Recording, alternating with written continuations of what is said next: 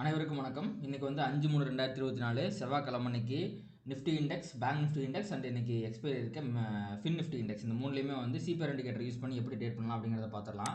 அதுக்கு முன்னாடி வந்து நேற்று வந்து யூஎஸ் மார்க்கெட் வந்து எப்படி இருக்குது அப்படிங்கிறத பார்த்துடலாம். நேற்று யூஎஸ் மார்க்கெட்டில் வந்து பார்த்தீங்கன்னா டவ் ஜோன்ஸ் வந்து பார்த்தீங்கன்னா ஒரு 0.25% வந்து பார்த்தீங்கன்னா நெகட்டிவ்ல முடிஞ்சிருக்கு. மார்க்கெட் வந்து கன்சாலிடேட் ஆயிருக்கு அப்படின்னு சொல்லலாம். பெருசாக கீழேயும் போல பெருசாக மேலேயும் போல ஒரு டோஜ் மாதிரி கேண்டில் ஃபார்ம் ஆயிருக்கு.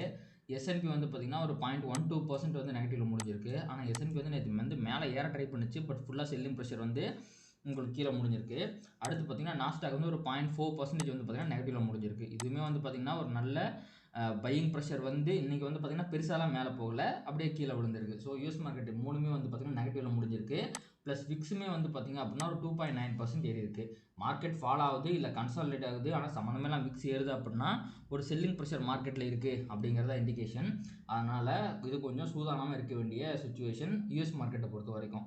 ப்ளஸ் உங்களுக்கு நேற்று பார்த்தீங்கன்னா நம்மளுடைய யூரோப்பியன் மார்க்கெட்டுமே பெருசாக பர்ஃபார்ம் பண்ணல. அவங்களுமே வந்து ரெட்டில் தான் இருக்காங்க. இங்கே பாருங்கள், ஆப்பிள் தான் மெயின் ட்ராகருங்க. ஆப்பிள் தான் வந்து யூஎஸ் மார்க்கெட்டில் விழுந்துகிட்டே இருக்குது. இப்போ நம்ம HDFC பேங்க் வந்து எப்படி மோசமாக அண்டர் பர்ஃபார்ம் பண்ணுதோ அதே மாதிரி யூஎஸ் மார்க்கெட்டில் ஆப்பிள் வந்து அண்டர் பர்ஃபார்ம் பண்ணுது. இங்கே பாருங்கள், கீழேயே போயிட்டுருக்கான் அவன். உங்களுக்கு வந்து ஒரு இந்த ட்ரையாங்கிள் பேட்டர்னோட சப்போர்ட்லாம் உடச்சி கீழே போயிட்டான். ஸோ இதுக்கப்புறம் வந்து இவன் எப்போ ரெக்கவர் ஆக போகிறான் அப்படிங்கிறது தெரில. ஸோ நேற்று பெருசாக ஹெவி வெயிட் எதுவுமே பர்ஃபார்ம் பண்ணாதனால தான் யூஎஸ் மார்க்கெட் வந்து பார்த்திங்கன்னா ஒரு கன்சல்டேஷன் வித் நெகட்டிவ் பயஸ் நடந்திருக்கு. அடுத்து யூஎஸோட 10 இயர் பாண்டியில் பொறுத்த வரைக்கும் பெரிய மூவ்மெண்ட் எதுவுமே கிடையாமல் ஒரு இன்சைட் கேண்டில் ஃபார்ம் ஆயிருக்கு. இன்னும் வந்து 4.2 அப்படிங்கிற லெவல்லே தான் இருக்குது. ஃபெட் மீட்டிங் முடிச்சதுக்கப்புறம் தான் இந்த நம்மளுடைய யூஎஸ் 10 இயர் பாண்டியில் வந்து பார்த்திங்கன்னா ரைஸோ இல்லை ஒரு ஃபாலோ நடக்கும். மோஸ்ட் ப்ராபப்ளி ஃபாலோ ஆகிறதுக்கான வாய்ப்புகள் இருக்குது. பட் இன்ட்ரெஸ்ட் ரேட் எதுவுமே கட் பண்ண மாட்டாங்கிறது ஆல்ரெடி அதான் எக்ஸ்பெக்டேஷன். பட் அவர் ஏதாவது வந்து டோயிஸாக பேசிட்டாரு, நல்லபடியாக பேசிட்டார் அப்படின்னா மார்க்கெட் வந்து கொஞ்சம் ரைஸ் ஆகி 10 இயர் பாண்டியில் வந்து ஃபாலோ ஆகிறதுக்கான வாய்ப்புகள் இருக்குது. அடுத்து க்ரூட் ஆயிலை பொறுத்த வரைக்கும் இது வந்து ஒரு ஃபேக் பிரேக் அவுட் மாதிரி நமக்கு தெரியுது. நல்லா இந்த ட்ரெண்ட் லைனை உடச்சி மேலே போயிட்டு உடனடியாக அப்படியே கீழே வந்துருச்சு. பட் வந்து இந்த லோவை தாண்டாத வரைக்கும் இது வந்து ஃபேக் பிரேக் அவுட்னா சொல்ல முடியாது. ப்ராபப்ளி இது கூட ஒரு ஃபேக் ஃபாலாக இருந்து இங்கேருந்து அப்படியே ரீட்ரஸ் ஆகி மேலே போனாலும் போயிடுவான். பட் ஸ்டில் இது வந்து பார்த்திங்கன்னா 78 ரூபா இருக்கிறது வந்து ஒரு மோசமான ஒரு எஃபெக்டை தான் இந்தியாவுக்கு க்ரியேட் பண்ணும். அடுத்து வந்து பார்த்திங்கன்னா யூஎஸோட ஏடிஆர். நான் நேற்று செக் பண்ணும்போது ஏடிஆர்லாம் ரொம்ப மோசமாக இருந்துச்சு. இங்கே பாசிட்டிவாக இருந்தாலுமே வந்து யூஎஸில் வந்து நெகட்டிவாக இருந்துச்சு. ஸோ க்ளோசிங் எப்படி இருக்குது அப்படிங்கிறத பார்த்துடலாம். உங்களுக்கு பாருங்கள், இன்ஃபோசிஸ் வந்து down, ICICI bank down, HDFC bank down, Wipro மட்டும் 0.5% பாசிட்டிவாக இருக்கான். அதுவே நேற்று மார்க்கெட்டில் இங்கே எப்படி க்ளோஸ் ஆகிருக்கான் அப்படின்னு சொல்லி பார்த்தீங்க அப்படின்னா இங்கே பாருங்கள், ஐசிஐசி பேங்க் பாசிட்டிவாக இருக்குது, HDFC பேங்க் பாசிட்டிவாக இருக்குது. பேங்கிங் செக்டர் எல்லாம் நேற்று இங்கே பாசிட்டிவாக முடிஞ்சிருந்தாலுமே அங்கே நெகட்டிவாக முடிஞ்சிருக்கு. ஆனால் ஐடி வந்து இங்கே நெகட்டிவாக இருக்கிற அளவுக்கு அங்கே நெகட்டிவாக இல்லை. உங்களுக்கு பார்த்தீங்கன்னா தெரியும். ஐடி வந்து இங்கே வந்து ரொம்ப நெகட்டிவாக இருந்துச்சு. இன்ஃபோசிஸ்லாம் வந்து பார்த்திங்கன்னா 1% நெகட்டிவாக இருந்துச்சு. விப்ரோ 0.5% நெகட்டிவாக இருந்துச்சு. ஆனால் இங்கே வந்து இன்ஃபோசிஸ் ஃப்ளாட்டாகவும் விப்ரோ வந்து பாசிட்டிவாகவும் க்ளோஸ் ஆயிருக்கு. ஆனால் பேங்கிங் செக்டர் எல்லாமே வந்து நெகட்டிவாக முடிஞ்சிருக்கு. ஸோ அப்படியே இந்தியன் மார்க்கெட்டுக்கு அப்படியே ஆப்போசிட்டாக வந்து யூஎஸ்ஏடிஆர் வந்து பிஹேவ் பண்ணியிருக்கு. ஸோ இது வந்து பார்த்திங்கன்னா ஒரு மிக்சடு சிக்னல்ஸ் தான் கொடுக்குது. இதிலிருந்து வந்து நம்ம மார்க்கெட் இன்றைக்கி மேலே போகும் கீழே வரும் அப்படிங்கிற மாதிரி பெரிய இன்டர்பிரேஷன் எதையுமே எடுத்துக்க முடியாது. அதுக்கப்புறமா நம்ம வந்து இப்போது வேர்ல்டு மார்க்கெட் ஃபியூச்சர்ஸ், இப்போ கரண்ட்டாக இன்றைக்கி காலையில் வந்து என்ன வேர்ல்டு மார்க்கெட்லாம் எப்படி இருக்குது அப்படிங்கிறத பார்க்கணும். நேற்று வந்து பார்த்திங்கன்னா யூஎஸ் மார்க்கெட் வந்து ஒரு நெகட்டிவ் பையாஸ் ஃபுல்லாக முடிஞ்சிருந்துச்சு. அகைன் இன்றைக்கும் பார்த்திங்கன்னா அவங்க நெகட்டிவாக தான் இருக்காங்க. -0.1, -0.12, -0.20 ஆர் 19 நெகட்டிவாக தான் இருக்காங்க. அடுத்து வந்து டாக்ஸ் நெகட்டிவாக இருக்குது, ஃப்ரான்ஸ் நெகட்டிவாக இருக்குது, ஃபிட்ஸே லண்டன் நெகட்டிவாக இருக்குது, யூரோ ஸ்டாக் எக்ஸ்சேஞ்ச் நெகட்டிவாக இருக்குது. அடுத்து வந்து பார்த்திங்கன்னா நிக்கி 0.35% negative, Asian market negative, Taiwan negative. உங்களுக்கு ஹாங்காங்னா நேற்று தான் சொன்னேன் பாசிட்டிவாக முடிச்சிருக்காங்க அப்படின்ட்டு அப்படியே தலைக்குப்புறம் இன்றைக்கி நெகட்டிவாக முடிச்சிட்டாங்க. ஸோ வேர்ல்டு மார்க்கெட் எல்லாமே பயங்கர நெகட்டிவாக இருக்குங்க. எதுவுமே ஒரு பாசிட்டிவ் சைனே காட்டல. இன்னும் ஒரு நிமிஷத்தில் வந்து பார்த்திங்கன்னா நம்மளுக்கு கிஃப்ட் நிஃப்டி ஓப்பன் ஆயிரும். ஓப்பன் ஆனதுக்கப்புறம் கிஃப்ட் நிஃப்டி என்ன எவ்வளோ பாயிண்ட் வந்து கேப் அப் ஆகிறதுக்கு வாய்ப்பு இல்லை.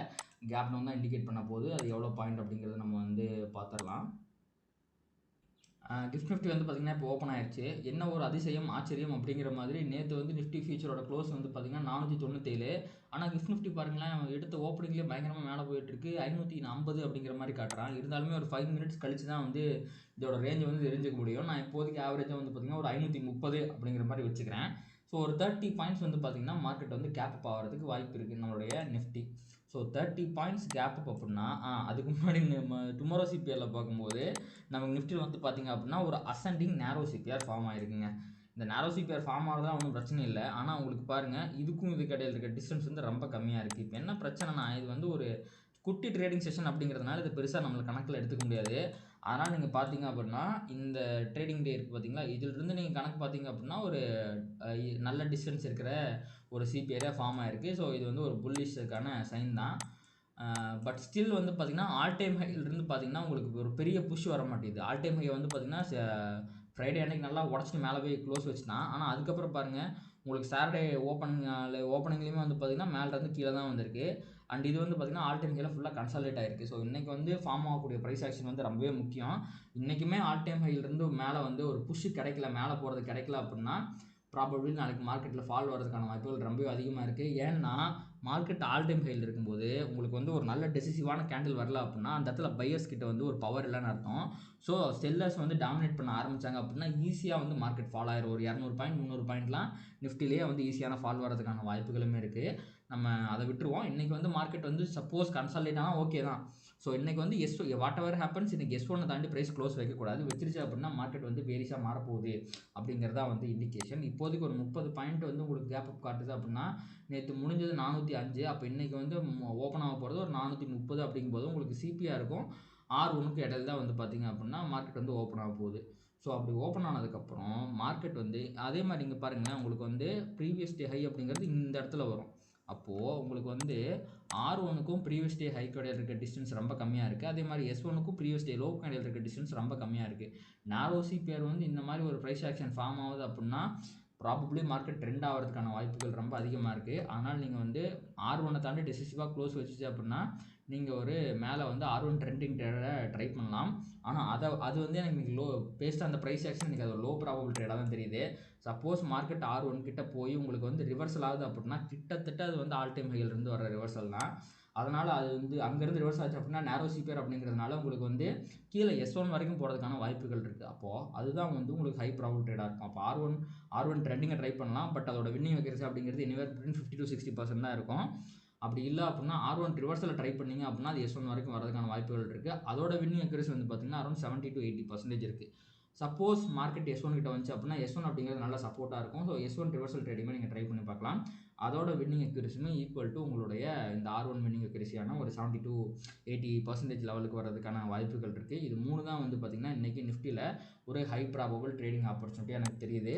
பட் S1ஐயுமே தாண்டி மார்க்கெட் வந்து கீழே க்ளோஸ் வச்சிருச்சு, S1 PDL தாண்டி க்ளோஸ் வச்சிருச்சு அப்படின்னா S2 வரைக்கும் போகிறதுக்கான வாய்ப்புகளுமே இருக்கத்தான் செய்யுது. நம்மளால் அதை மறுக்க முடியாது. பார்க்கலாம் என்ன நடக்குது அப்படின்ட்டு உங்களுக்கு வந்து. ஆனால் S1 ட்ரெண்டிங் அப்படிங்கிறதுக்கான வாய்ப்புகள் கொஞ்சம் குறைவு தான். ஏன்னா பேஸ்ட் அந்த சிபிஆர் வந்து இன்றைக்கி கன்சாலிடேஷன் தான் வாய்ப்பு இருக்குது. ஸோ மேலே போனால் கீழே வரதும் கீழே போனால் மேலே போகிறதுக்கான வாய்ப்புகள் தான் அதிகமாக இருக்குது. பார்க்கலாம் நம்ம. ஸோ எனக்கு தெரிஞ்ச பேங்க் நிஃப்டிலையுமே அதே மாதிரி ஒரு ப்ரைஸ் ஆக்ஷன் ஃபார்ம் ஆகிருக்கும்னு நினச்சேன். ஆனால் அப்படி இல்லை. உங்களுக்கு பாருங்கள் பேங்க் நிஃப்டியில் வந்து பார்த்திங்கன்னா ஒரு அசெண்டிங் வந்து சிபிஆர் ஃபார்ம் ஆகிருக்கு. பட் நிஃப்டி அளவுக்கு வந்து நேரோ சிபிஆர் கிடையாது, ஒரு மீடியம் சிபிஆர் ஃபார்ம் ஆகிருக்குன்னு பார்த்துக்கலாம். அதே மாதிரி பாருங்கள் உங்களுக்கு சிபிஆருக்கும் S1க்கு இடையில இருக்க டிஸ்டன்ஸ் கம்மியாக இருக்குது, சிபிஆருக்கும் R1க்கு இடையில இருக்க டிஸ்டன்ஸ் வந்து அதிகமாக இருக்குது. ப்ளஸ் உங்களுக்கு சிபிஆருமே வந்து பார்த்திங்கன்னா கொஞ்சம் மீடியமாக இருக்கிறதுனால நீங்கள் பேங்க் நிஃப்டியில் சப்போஸ் ப்ரைஸ் ஃபால் ஆச்சு அப்படின்னா இந்த S1 ரிவர்சல் ஒரு 47,250 ரிவர்ஸ் ஆகுது அப்படின்னா அந்த S1 ரிவர்சலை ட்ரை பண்ணலாம். அண்ட் இன்றைக்கி வந்து பார்த்திங்கன்னா மோஸ்ட் ப்ராபபிள் ப்ரைஸ் வந்து சிபிஆருக்கும் R1க்கு இடையில தான் ஓப்பன் ஆக போகுது. ஸோ மேலே போய் R1ஐயும் இங்கே பாருங்களேன் உங்களுக்கு வந்து நிஃப்டிக்கும் பேங்க் நிஃப்டிக்கும் ஒரு சின்ன டிஃப்ரென்ஸ் வருது பார்த்தீங்களா. உங்களுக்கு வந்து PDHக்கும் R1க்கும் இடையில இருக்க டிஸ்டன்ஸ் வந்து பேங்க் நிஃப்டியை பொறுத்த வரைக்கும் கொஞ்சம் அதிகமாக இருக்குது. ஸோ ப்ரைஸ் வந்து PDHலேருந்து ரிவர்ஸ் ஆனாலே கூட நீங்கள் ஒரு ட்ரேட் எடுக்கலாம். பட் அது சிபிஆர் கிட்ட வந்து ஒரு சப்போர்ட் எடுக்கக்கூடிய ஒரு லெவலில் இருக்கிறதுனால நீங்கள் சிபிஆர் தான் டார்கெட்டாக வச்சுக்கணும். அதனால் இன்றைக்கி பேங்க் நிஃப்டி நீங்கள் ட்ரேட் பண்ணிங்க அப்படின்னா நேற்று மாதிரி நான் நேற்று அந்த வீடியோவில் சொல்லியிருந்தேன் உங்களுக்கு வந்து ப்ரைஸ் வந்து ரொம்ப ரொம்ப பக்கத்தில் இருக்குது அப்படின்ட்டு. ஸோ இன்றைக்குமே அதே மாதிரி ரொம்ப பக்கத்தில் தான் இருக்குது. அதனால் வந்து உங்களுக்கு வந்து பேங்க் நிஃப்டியில் வந்து ஒரு நல்ல ஒரு ட்ரேடிங் ஆப்பர்ச்சுனிட்டி கிடையாது. அதாவது டிஸ்டன்ஸ் பார்த்திங்கன்னா உங்களுக்கு கம்மியாக இருக்குது பாருங்கள். இங்கேருந்து ரிவர்ஸ் ஆகுதுன்னா இவ்வளோ தான் வர முடியும், அகைன் இங்கேருந்து ரிவர்ஸ் ஆகுதுன்னா இவ்வளோ தான் வர முடியும். அந்த மாதிரி ஒரு லெவலில் தான் இப்போ பேங்க் நிஃப்டி சுற்றிக்கிட்டு இருக்குது. ஸோ அதனால் வந்து ஒரு ஹை ப்ராபபிள் ட்ரேடிங் ஆப்பர்ச்சுனிட்டி எந்த அளவுக்கு பேங்க் நிஃப்டியில் கிடைக்க போகுது அப்படின்னு தெரியல. சப்போஸ் நீங்கள் ஒரு ஆப்ஷன் பையராக இருந்தீங்க அப்படின்னா நீங்கள் பேங்க் நிஃப்டி அவாய்ட் பண்ணிடுங்க. ஏன்னா உங்களுக்கு ஒரு பெரிய ப்ராஃபிட் கிடைக்கிறதுக்கான வாய்ப்பு இல்லை. நீங்கள் ஒரு ஆப்ஷன் செல்லராக இருந்தீங்க அப்படின்னா R1 ரிவர்சல் ட்ரேடை ட்ரை பண்ணலாம், R1 ட்ரெண்டிங் ட்ரேடையும் ட்ரை பண்ணலாம், அப்படின்னா S1 ரிவர்சல் ட்ரேட். நம்ம நிஃப்டிக்கு சொன்னால் அதே 3 ப்ராபபிலிட்டி தான். பட் இன்றைக்கி வந்து பேங்க் நிஃப்டியில் S1 ட்ரெண்டிங் ட்ரேட் கீழே வருமா அப்படிங்கிறத பார்த்திங்கன்னா அதுக்கான வாய்ப்புகள் ரொம்ப குறைவு தான். ஸோ இன்றைக்குமே மார்க்கெட் வந்து பேங்க் நிஃப்டியை பொறுத்த வரைக்கும் கன்சாலிடேட் ஆகிறதுக்கான வாய்ப்புகள் தான் இருக்குது. அடுத்து நம்ம ஃபின் நிஃப்டி எப்படி சேஞ்ச் ஆகுது அப்படிங்கிறத பார்த்துலாம். ஃபின் நிஃப்டியுமே கிட்டத்தட்ட பேங்க் நிஃப்டி மாதிரியே தாங்க இருக்குது.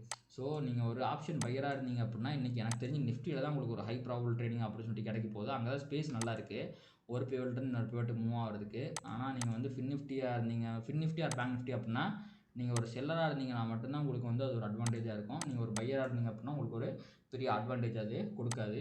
ஸோ இன்றைக்கி மார்க்கெட் வந்து சிபிஆருக்கும் R1க்கும் இடையில ஓப்பன் ஆகுது அப்படின்னா உங்களுக்கு ஃபின் நிஃப்டியில் R1 ரிவர்சல் ட்ரேட் நீங்கள் ட்ரை பண்ணலாம். சப்போஸ் கீழே விழுந்துச்சுன்னா S1 ரிவர்சல் ட்ரேட்டுமே நீங்கள் ட்ரை பண்ணலாம்.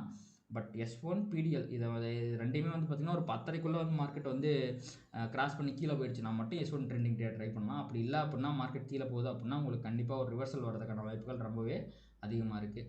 ஸோ இதுதான் வந்து பார்த்திங்கன்னா ஃபின் நிஃப்டியை பொறுத்த வரைக்கும் ட்ரேடிங் ஆப்பர்ச்சுனிட்டிஸ். நம்ம பேசிகிட்டு இருக்கும்போது மார்க்கெட் அப்போ தான் ஓப்பன் ஆகிருந்துச்சு.